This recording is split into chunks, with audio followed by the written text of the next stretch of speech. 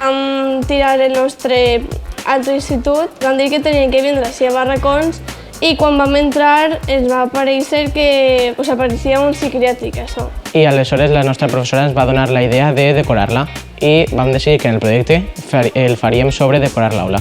Fent enquestes a l'alumnat de la nostra classe per a veure com volien decorar-la. Els formularis de Google, ficar unes votacions per a tota la classe on ells votaven el que volíem que ficàrem. I vam participar tota la classe i nosaltres també vam votar. Vam veure que necessitàvem noves papereres. Que les vam fer de paper i cartró i de plàstic. Volíem també millorar la qualitat de l'ordenador i el vam canviar. I després les cortines que les vam utilitzar una tela reutilitzable. I els cartells els vam fer de cartró. Per a millorar l'estètica volíem ficar banderes per reivindicar i fotos personals i frases motivadores que ens pogueren ajudar a motivar-nos per al curs. Els valors de l'economia del bé comú eren la participació democràtica, que tot el món va votar,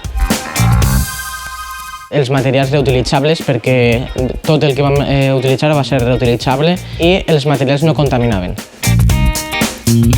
Crec que treballar l'economia del bé comú als instituts és molt important perquè són uns valors que haurien de ser transversals a qualsevol àmbit de la nostra vida. A mi el que m'agradaria és que el nostre alumnat això ho pugui aplicar a la seva vida personal i al treball que realitzen. Han de tindre en compte sostenibilitat, solidaritat, les seues eleccions com a consumidors, les seues accions com a ciutadans del món. Aleshores, són aspectes que abarquen realment qualsevol activitat humana. En els projectes no sols és el que veiem, també hi ha molt treball darrere i molts aspectes que tenim que tenir en compte. Sí, hem après moltes coses, sobretot relacionat amb com crear com una empresa. No se te fan les classes tan avorrides i tan pesades, ja que te fiquen presentacions, que no és tot el rato la professora davant explicant-te, donant-te la xapa. És una nova manera de fer companyerisme i aprens igual o més.